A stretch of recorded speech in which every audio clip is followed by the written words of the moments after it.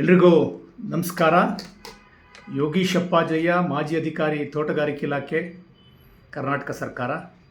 ರಾಷ್ಟ್ರ ಮತ್ತು ರಾಜ್ಯ ಮಟ್ಟದ ಸಂಪನ್ಮೂಲ ವ್ಯಕ್ತಿ, ತರಬೇತುದಾರ, ಸಲಹೆಗಾರ ಹಾಗೂ ಅಗ್ರ ಪ್ರೇರಕ ಭಾಷಣಕಾರ. ನನ್ನ ಪ್ರೇರಣಾ ಸರಣಿಯ ಭಾಗ 16ಕ್ಕೆ ತಮ್ಮೆಲ್ಲರಿಗೂ ಆತ್ಮೀಯ ಸ್ವಾಗತ, ಸುಸ್ವಾಗತ. ಈ ಸಂಚಿಕೆಯಲ್ಲಿ ನಾನು ನಿಮ್ಮೊಂದಿಗೆ ಹಂಚ್ಕೊಳ್ತಾ ಇರೋಂಥ ಇದು ಕಥೆಯಲ್ಲ, ಬದಲಾಗಿ ನೀವುಗಳು ಸಹ ನೋಡಿರ್ತೀರಿ, ಅನುಭವಿಸಿರ್ತೀರಿ. ಅದರಲ್ಲೂ ನಾನಂತೂ ವಿಶೇಷವಾಗಿ ತಳಮಟ್ಟದಲ್ಲಿ ಸುತ್ತಿರೋಂಥ ವ್ಯಕ್ತಿ. ರಾಜ್ಯದ 31 ಜಿಲ್ಲೆಗಳನ್ನು ಸುತ್ತಿರೋಂಥವನು, 180ಕ್ಕೂ ಹೆಚ್ಚು ತಾಲೂಕುಗಳಲ್ಲಿ ತಳಮಟ್ಟದಲ್ಲಿ ಸುತ್ತು ಬಂದಿರೋಂಥವನು. ಭಾಳಷ್ಟು ಸುತ್ತಿದ್ದೀನಿ ಅಂತಲ್ಲ, ಬೇರೆ ಬೇರೆ ರಾಜ್ಯಗಳಲ್ಲೂ ಸಹ ಪ್ರವಾಸ ಮಾಡಿದ್ದೀನಿ. ಹಾಗಾಗಿ ಒಂದು ಅನುಭವದ ಮೇಲೆ ಭಾಳ ಎಲ್ಲರಿಗೂ ಅವಶ್ಯಕತೆ ಇರೋಂಥ, ಅದರಲ್ಲೂ ವಿಶೇಷವಾಗಿ ನಮ್ಮ ಗ್ರಾಮಗಳಿರ್ಬೋದು, ಅಥವಾ ತಾಲೂಕುಗಳಿರ್ಬೋದು, ಜಿಲ್ಲೆಗಳಿರ್ಬೋದು, ರಾಜ್ಯ ಇರ್ಬೋದು, ಅಥವಾ ದೇಶದ ಮಟ್ಟಕ್ಕೆ ಹೇಳೋದಾದರೂ ಸಹ, ಅಥವಾ ನಮ್ಮ ಕುಟುಂಬಗಳಿರ್ಬೋದು, ಎಲ್ಲ ಹಂತದಲ್ಲೂ ಸಹ ಅವಶ್ಯ ಇರೋಂಥ ವಿಷಯವನ್ನು ಇವತ್ತು ನಿಮ್ಮ ಜೊತೆ ಹಂಚ್ಕೊಳ್ತೇನೆ. ಇದು ಏನು ಅಂತ ತಮಗೆಲ್ಲ ಗೊತ್ತಾಗುತ್ತೆ ಅಂತ ಭಾವಿಸಿದ್ದೀನಿ. ಕತ್ತರಿ, ಇದು ಸೂಜಿ ಮತ್ತು ದಾರ. ಭಾಳ ಚಿಕ್ಕದಾಗಿ ಸೂಕ್ಷ್ಮವಾಗಿ ಹೇಳಬೇಕು ಅಂದರೆ, ಇವತ್ತು ನಮ್ಮ ಸಮಾಜಕ್ಕೆ ಬೇಕಿರೋಂಥದ್ದು ಇದಲ್ಲ, ನಮ್ಮ ಸಮಾಜಕ್ಕೆ ಬೇಕಾಗಿರೋಂಥದ್ದು ಇದು. ಬಹುಶಃ ಅರ್ಥ ಆಗಿದೆ ಅಂತ ಭಾವಿಸ್ತಾ ಇದ್ದೇನೆ.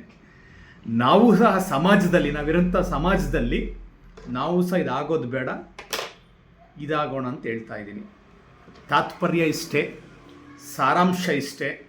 ಇವತ್ತು ರಾಷ್ಟ್ರ ಮಟ್ಟದಲ್ಲೇ ತಗೊಳ್ಳೋದಾದರೂ ಸಹ, ರಾಷ್ಟ್ರ ಅಥವಾ ದೇಶ ಮಟ್ಟದಲ್ಲಿ ನಾವು ಮಾತಾಡೋದಾದರೆ, ಬಹುಶಃ ಪ್ರಾದೇಶಿಕತೆ ಹೆಸರಿನಲ್ಲಿ ಅಥವಾ ಭಾಷೆ ಹೆಸರಿನಲ್ಲಿ ಭಾಳಷ್ಟು ಕತ್ತರಿಸಂಥ ವ್ಯಕ್ತಿಗಳು ಭಾಳಷ್ಟು ಚೆನ್ನಾಗಿದ್ದಾರೆ.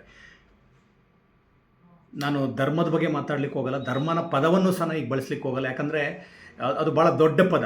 ಅದರ ಇವತ್ತು ಇಡೀ ಪ್ರಪಂಚದಲ್ಲಿ ಧರ್ಮವನ್ನು ಬಳಸ್ತಾರಂಥ ಪದದ ಅರ್ಥನೇ ಬೇರೆ, ಅದರ ನಿಜವಾದ ಅರ್ಥನೇ ಬೇರೆ. ನಾನು ದೊಡ್ಡ ವಿದ್ವಾಂಸ ಅಂತ ಹೇಳ್ತಾ ಇಲ್ಲ, ಅದನ್ನು ಬೇರೆ ಮತ್ತೊಂದು ವಿಡಿಯೋದಲ್ಲಿ ಪ್ರಸ್ತಾಪ ಮಾಡ್ತಾ ಇದ್ದೀನಿ.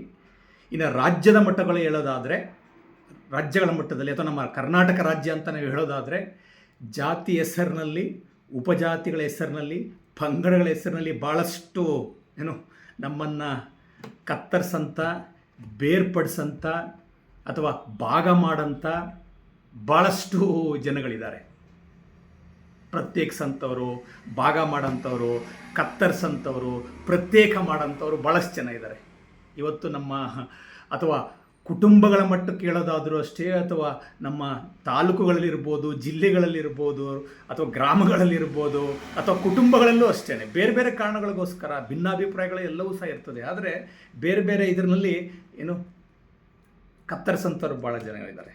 ಹಾಗಾಗಿ ವಾಸ್ತವವಾಗಿ ಇವತ್ತು ನಮ್ಮ ದೇಶಕ್ಕೆ, ನಮ್ಮ ರಾಜ್ಯಕ್ಕೆ, ಅಥವಾ ನಮ್ಮ ಜಿಲ್ಲೆಗೆ, ಅಥವಾ ನಮ್ಮ ತಾಲೂಕುಗಳಿಗೆ, ಅಥವಾ ನಮ್ಮ ಗ್ರಾಮಗಳಿಗೆ, ಅಥವಾ ನಮ್ಮ ಕುಟುಂಬಗಳಲ್ಲಿ ಬೇಕಾಗಿರೋಂಥವರು ಸೂಜಿ ದಾರದ ಥರ ಪೋಣಿಸುವವರು, ಬೆಸೆಯುವವರು, ಬಂಧಿಸುವವರು, ಹೊಂದಿಸುವವರು, ಜೋಡಿಸುವವರು, ಒಸೆಯುವವರು ಬೇಕಾಗಿರೋಂಥದ್ದು.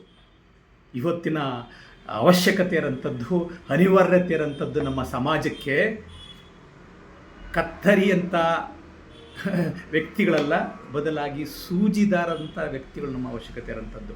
ಹಾಗಾಗಿ ನಮ್ಮನ್ನು ನಾವು ಸಹ ಪ್ರಶ್ನೆ ಮಾಡ್ಕೊಳ್ಳೋಣ. ನಾವಿರೋಂಥ ಕುಟುಂಬಗಳಲ್ಲಿ, ನಾವಿರೋಂಥ ಸಮಾಜದಲ್ಲಿ ನಾವು ಕತ್ತರಿಯೋ ಅಥವಾ ಸೂಜಿದಾರ ಆಗಿದೆಯೋ ಅಂತ ನಾವು ಪ್ರಶ್ನೆ ಮಾಡ್ಕೊಳ್ಳೋಣ.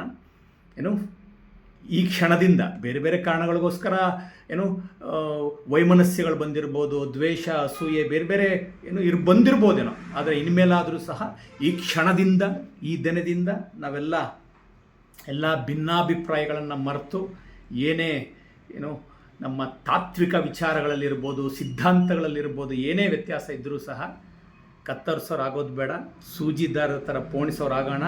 ಸಮಾಜವನ್ನು, ಕುಟುಂಬವನ್ನು, ಅಥವಾ ನಾವಿರೋಂಥ ಸಂಘಟನೆಗಳು, ಅದೊಂದು ಮುಖ್ಯವಾಗಿ ನಾನು ಮರೆತೆ.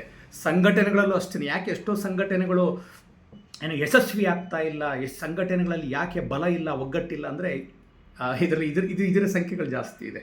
ಹಾಗಾಗಿ ನಾವೆಲ್ಲ ಸೂಜಿದಾರದ ಥರ ಪೋಣಿಸಂಥವ್ರಾಗೋಣ.